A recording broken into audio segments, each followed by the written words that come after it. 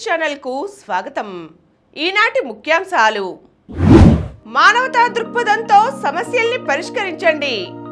కలెక్టర్ల సదస్సులో ముఖ్యమంత్రి చంద్రబాబు. గూగుల్ ఒప్పందంతో ఐటీలో విప్లవాత్మక అభివృద్ధి. ఉపాధ్యాయుల కొరత ఉన్న చోట విద్యా వాలంటీర్ల నియామకం. ధన్ఖడ్పై అవిశ్వాసంతో రాజ్యసభలో ప్రతిష్టంభన. ఆ ఊరి జనాభా 6, అందరూ ఆడవారే. హెల్మెట్ ధరించక 3 నెలల్లో 667 మరణాలు. వాట్సాప్ గవర్నెన్స్ కు శ్రీకారం చుట్టిన ఏపీ ప్రభుత్వం. కండరాలు పిక్కలు పట్టేస్తుంటే మెగ్నీషియం లోపమేమో సరిచూసుకోండి. ఈరోజు వార్తలను చూద్దాం. మానవతా దృక్పథంతో సమస్యల్ని పరిష్కరించండి. పాలనలో వేగం పెంచాలని, మానవతా దృక్పథంతో ఆలోచించి ప్రజల సమస్యలు పరిష్కరించాలని జిల్లా కలెక్టర్లకు సీఎం చంద్రబాబు సూచించారు. మనం పెత్తందారులం కాదు, పేద ప్రజలకు సేవకులమే. వారి మంచి చెడులు చూడాలి. మన ప్రవర్తన ముఖ్యం. అహంకారంతో వ్యవహరిస్తే ప్రభుత్వం చేసే మంచి కూడా పోయి నష్టం కలుగుతుంది. ప్రజలు మన ఆఫీసుకు గతిలేక వస్తున్నారని అనుకోవద్దు. మనం ఇక్కడ ఉన్నది వారి సేవకే అని గుర్తుంచుకోండి. వారి సమస్యల పరిష్కారంలో మానవతా దృక్పథంతో ఆలోచించండి అని అన్నారు. అమరావతి సచివాలయంలో బుధవారం ప్రారంభమైన కలెక్టర్ల సదస్సులో ఆయన మాట్లాడుతూ, ఎంత కష్టపడ్డారనేది కాదు, ఎంత స్మార్ట్గా పనిచేసి ఫలితాలు సాధించారనేది ముఖ్యం. విధ్వంసానికి గురైన రాష్ట్రాన్ని పునర్నిర్మించే విషయంలో ఇబ్బందులు ఉంటాయి. కష్టపడి పనిచేయాలి. సంక్షోభంలోనే అవకాశాలు ఉంటాయి. కొందరు అధికారులకు ఇంకా పాత వాసనలు పోలేదు. నేను ఒక నిర్ణయం తీసుకుని అమలు చేయాలన్నా నాకు తెలియకుండా కొన్ని చేస్తున్నారు. అలాంటి వాళ్ళు ఇప్పటికైనా మారాలి. ఎక్కడా చిన్న తప్పిదం కూడా జరగడానికి వీల్లేదని ఆయన హెచ్చరించారు. గూగుల్ ఒప్పందంతో ఐటీలో విప్లవాత్మక అభివృద్ధి. ఆర్థిక సామాజిక అభివృద్ధికి ఐటీ రంగంలో వచ్చే పెట్టుబడులు దోహదపడతాయని ముఖ్యమంత్రి చంద్రబాబు పునరుద్ఘాటించారు. రాష్ట్రంలో పటిష్టమైన టెక్నాలజీ ఏరో సిస్టమ్ ఏర్పాటు చేయడం ద్వారా యువతకు ఉపాధి అవకాశాలు కల్పించడమే లక్ష్యంగా గూగుల్ సంస్థ వ్యూహాత్మక పెట్టుబడులు పెట్టేందుకు ముందుకు వచ్చింది. ఈ మేరకు రాష్ట్ర ప్రభుత్వంతో అవగాహన ఒప్పందం కుదుర్చుకుంది. అమరావతిలో జరిగిన కార్యక్రమంలో అధికారులు, గూగుల్ ప్రతినిధులు దీనిపై సంతకాలు చేశారు. ఈ ఒప్పందం ద్వారా రాష్ట్ర ఐటీ రంగంలో విప్లవాత్మక మార్పులు రానున్నాయి. గూగుల్కు ఏపీ కీలక భాగస్వామ్య రాష్ట్రమని, భవిష్యత్తులో కొత్త కార్యకలాపాలను చేపట్టే అవకాశం ఉందని Google global networking and infrastructure ఉపాధ్యక్షుడు బికాల్ కోలే పేర్కొన్నారు. వాట్సాప్ గవర్నెన్స్ కు శ్రీకారం చుట్టిన ఏపీ ప్రభుత్వం. దేశంలోనే తొలిసారిగా ఆంధ్రప్రదేశ్ ప్రభుత్వానికి సంబంధించిన 153 రకాల పౌర సేవలను వాట్సాప్ ద్వారా అందించనున్నట్లుగా ఐటీ శాఖ మంత్రి నారా లోకేష్ పేర్కొన్నారు. ఇప్పటికే దీన్ని ప్రయోగాత్మకంగా పరీక్షించామని, 10 రోజుల్లో పూర్తి స్థాయిలో సేవలు అందుబాటులోకి వస్తాయని అన్నారు. వాట్సాప్ గవర్నెన్స్పై జరిగిన సమీక్షలో ఒకే ఒక్క వాట్సాప్ నంబర్కు సందేశం పంపించడం ద్వారా జన్మవర్ణ ధృవీకరణ పత్రాలు, అనేక సేవలు పొందవచ్చునని, ధృవీకరణ పత్రాలను QR కోడ్ ద్వారా స్కాన్ చేసుకునేందుకు అవకాశం ఉందని ఆయన పేర్కొన్నారు. ఇందులో భాగంగా ప్రభుత్వం అధికారిక వాట్సాప్ నంబర్ను త్వరలోనే ప్రకటించనుంది. ఉపాధ్యాయుల కొరత ఉన్న చోట విద్యా వాలంటీర్ల నియామకం. పాఠశాల విద్యలో వచ్చే విద్యా సంవత్సరం నుంచి ప్రభుత్వం అనేక సంస్కరణలు తీసుకురాబోతోంది. ప్రభుత్వ బడుల్లో చదివే విద్యార్థులను అన్ని అంశాలలోనూ మెరికల్లా తయారు చేసేందుకు ప్రణాళికలు రూపొందిస్తోంది. ఉపాధ్యాయుల కొరత ఉన్న చోట అవసరమైతే విద్యా వాలంటీర్ల నియామకం, కరిక్యులంలో మార్పులు, అన్ని బడులకు 2030 నాటికి 4 స్టార్లు సాధించడం లక్ష్యాలుగా పెట్టుకుంది. ప్రభుత్వ సలహాదారు చాగంటి కోటేశ్వరరావు సలహాతో నైతిక విలువలు, లింగ సమానత్వంపై ప్రత్యేక కరికులం రూపొందించనుంది. విద్యార్థులకు శాశ్వత నంబరు కేటాయించేందుకు అపార్ను 100% పూర్తి చేయనుంది. ఇందుకు అడ్డంకిగా మారిన జనన ధృవీకరణ పత్రాల జారీ ప్రక్రియను పాఠశాల స్థాయిలోనే పూర్తి చేసేలా చర్యలు చేపట్టింది. హెల్మెట్ ధరించక 667 మరణాలు. హెల్మెట్ ధరించక 3 నెలల్లోనే 667 మరణాలు సంభవించడంపై హైకోర్టు విస్మయం వ్యక్తం చేసింది. ట్రాఫిక్ నిబంధనలను అమలు చేయడంలో పోలీసులు నిర్లక్ష్యంగా వ్యవహరిస్తున్నారని తీవ్రంగా తప్పుపట్టింది. చట్ట నిబంధనలకు సక్రమంగా అమలు చేస్తే ఈ పరిస్థితులు రావని వ్యాఖ్యానించింది. 667 మంది అంటే తక్కువ సంఖ్య కాదని, ఈ మరణాలకు ఎవరు బాధ్యత వహిస్తారని ప్రశ్నించింది. ఇకపై ఎక్కువ మందిని మృత్యువాత పడనీయబోమని, కఠిన చర్యలు తప్పవనే భయాన్ని ప్రజల్లో కల్పించాలని పేర్కొంది. చలానాలు వేసి చేతులు దులుపుకుంటే సరిపోదని, కట్టని వారికి విద్యుత్, నీటి సరఫరా నిలిపివేసే విషయాన్ని పరిశీలించాలని సూచించింది. అధిక మొత్తంలో జరిమానాలు విధించడం సమస్యకు పరిష్కారం కాదంది. ధన్ఖడ్పై అవిశ్వాసంతో రాజ్యసభలో ప్రతిష్టంభన.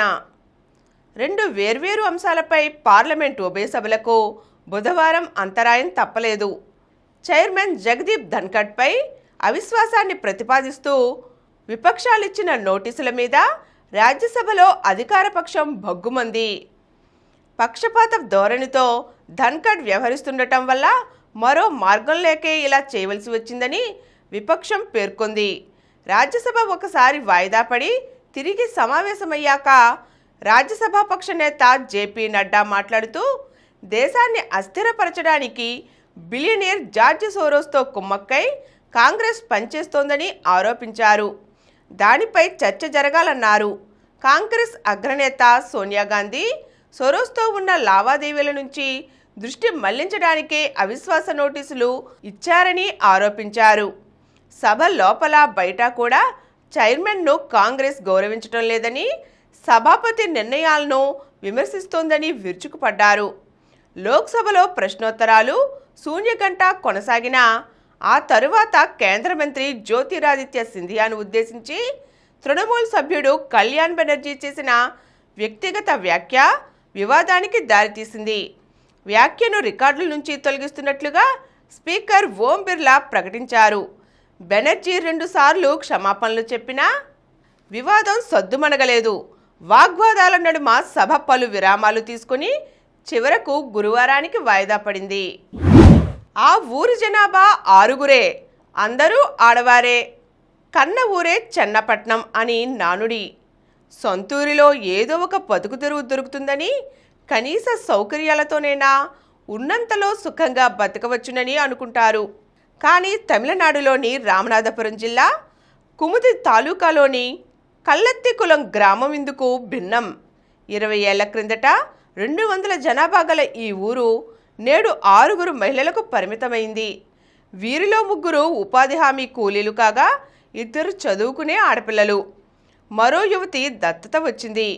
ఊరి మొదట్లోని వినాయకుడి ఆలయం, కులదైవమైన వాలానంద అమ్మవారి కోవెల ఒకప్పటి గ్రామ వైభవానికి ఆనవాళ్లుగా మిగిలాయి. ఇక్కడ పదుల సంఖ్యలో మట్టి ఇళ్ళు పాడుబడిపోయి తాళాలు వేసి కనిపిస్తున్నాయి.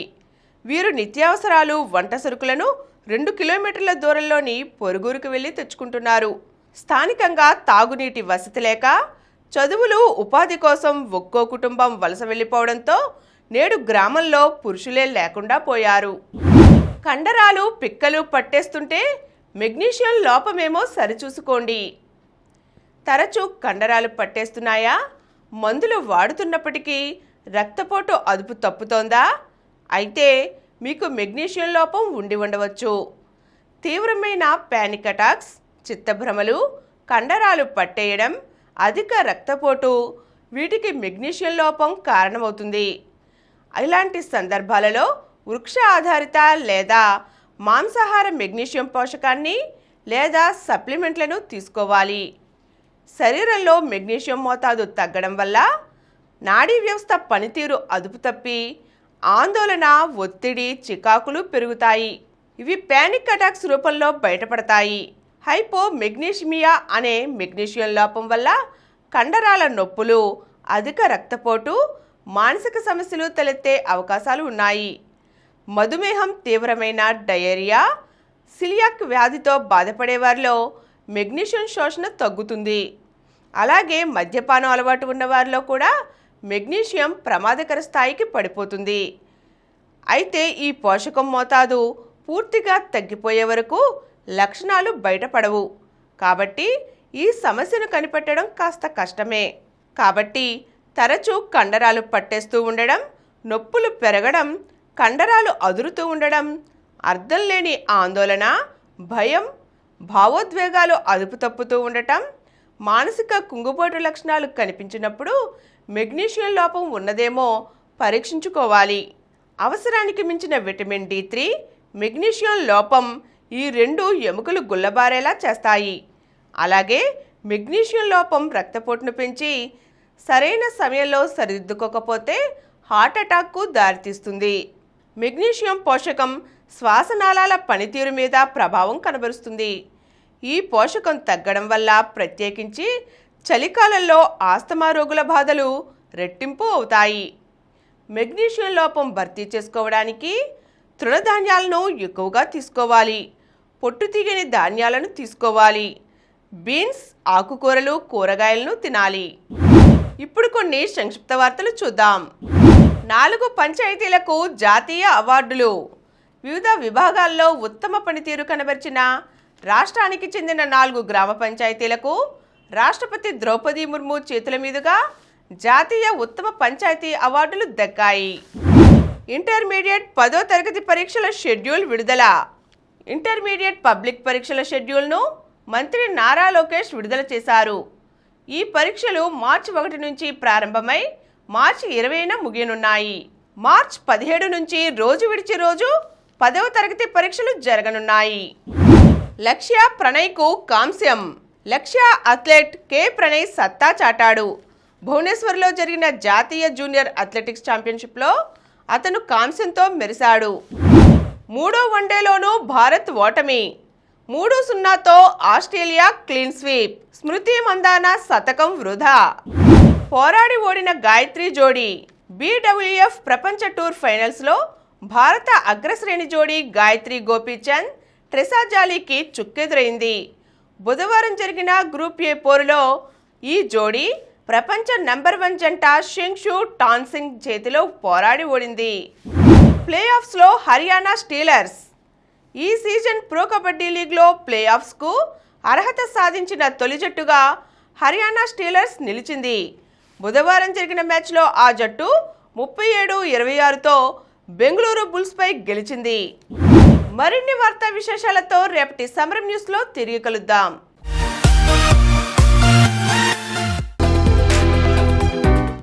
ప్రతిరోజు వార్తా విశేషాల కోసం అనతి కాలంలోనే 20 కోట్ల వ్యూస్ సాధించిన సమరం ఛానల్ సమర్పించు సమరం న్యూస్ ఛానల్కు సబ్స్క్రైబ్ చేయండి, లైక్ చేయండి, మీ ఫ్రెండ్స్కి షేర్ చేయండి. అలాగే ప్రక్కనున్న గంట సింబల్ని ప్రెస్ చేయడం మర్చిపోకండి.